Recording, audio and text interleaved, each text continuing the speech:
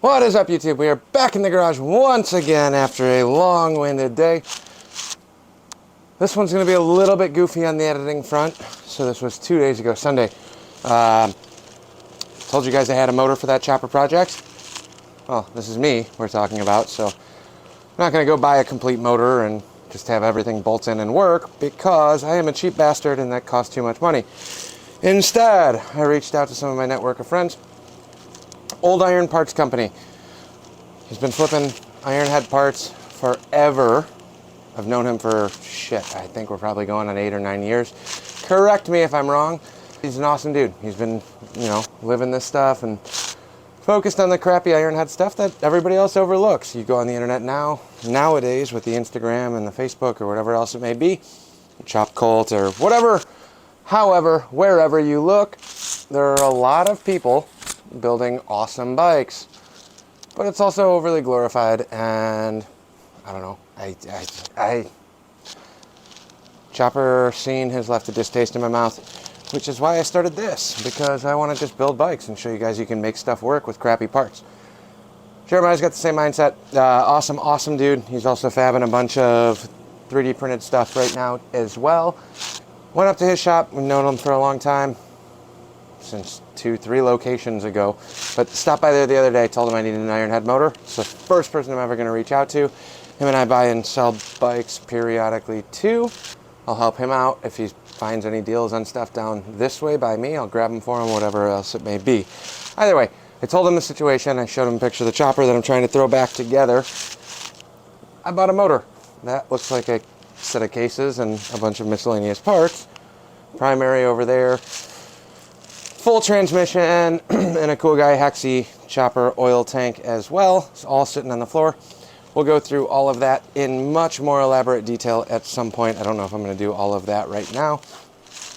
But I got a complete motor. He gave me a crank, flywheels, pistons, side covers essentially. And enjoy the rest of this video because I'm going to put this after. But I had Dottie on camera duty. Brought my borrowed GoPro up there and filmed just kind of a little bit. It's not obviously a full detailed video of trying to figure out every part, but him and I sat down, done enough of these Ironheads to kind of know what roughly I need. There's a handful of things on my laundry list that I did miss. I knew that was going to happen building them this way. If you've never done this before, 100% start with a full bike.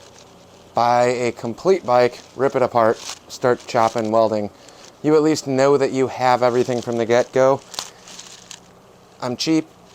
If I can budget things down and make everything work, one way or another I can make that happen. I've also got a much bigger skill. I don't think I'm an expert by any means, and there's a million people that do this way better than me, but I'm confident in making a good final product.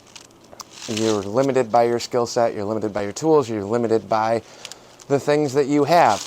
In my case, I'm overly optimistic and think that I can do everything, and I'll try, and if it's not perfect, I'm okay with that too. But you need to know, at the end of the day, you need to know what your skill sets are, what you're comfortable with, what you're not comfortable with. If you're not comfortable buying a motor in a box or putting together a motor in a box, don't do it.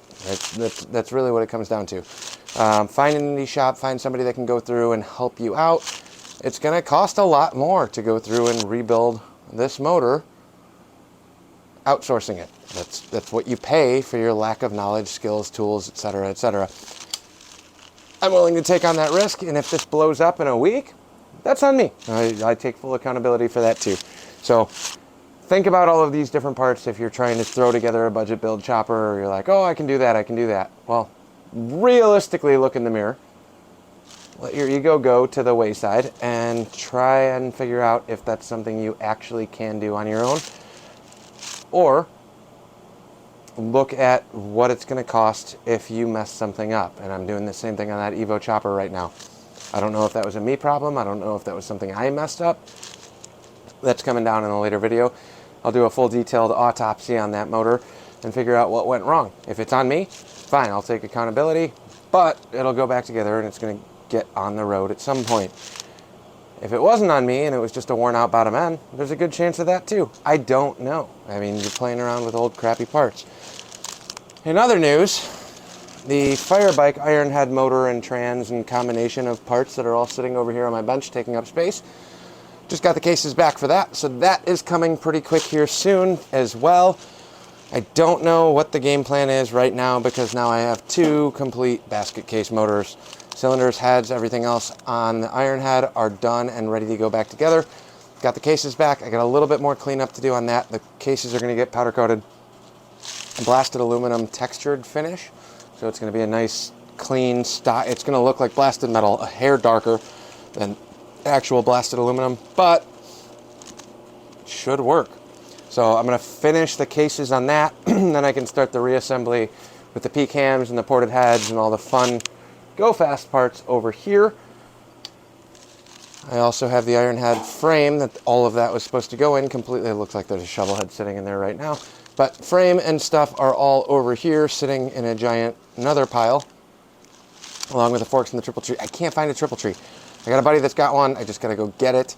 But even going up to a sporty guy, he's out of trees right now too. And oddly enough, it's one of those weird situations where I had 10, 15 of them at one point.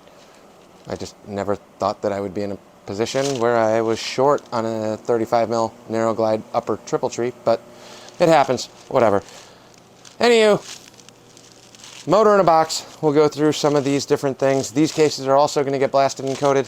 I have not decided what I'm going to do. I might build this 900 motor first, get that done and assembled because everything else is done, machine work is done. I have not had a chance to go through all of the parts that I got. I'm definitely going to have to spend some money, and not having everything, every washer, every spacer, every top hat for the little shifter forks, all of the shims, is going to have to get completely redone because I bought a pile of miscellaneous parts, but they will all work together. It's kind of where we're at. So this was supposed to be a quick little update and then get tagged into some other stuff. I'm going to post the B-roll, if you will, of me and him, Daddy's filming. Me and him kind of going through and laying out a rough assembly of a motor. That'll be on the end of this video. If you don't follow him, give him a follow on the YouTube side. He's a little more prominent on the Instagram. Give him a follow on there. Old Iron Parts Co. at both of them, Instagram and Facebook. Awesome, awesome dude. If you are into sporty stuff and need parts or anything like that, let him know. He doesn't always have it in stock, but if he knows somebody's looking for it, he will get back to you. He's always buying, selling, trading, parting out, everything. Support local, support your buddies. We're all in this together at the end of the day. That's all I got. Thanks for watching. We'll catch you guys on the next one.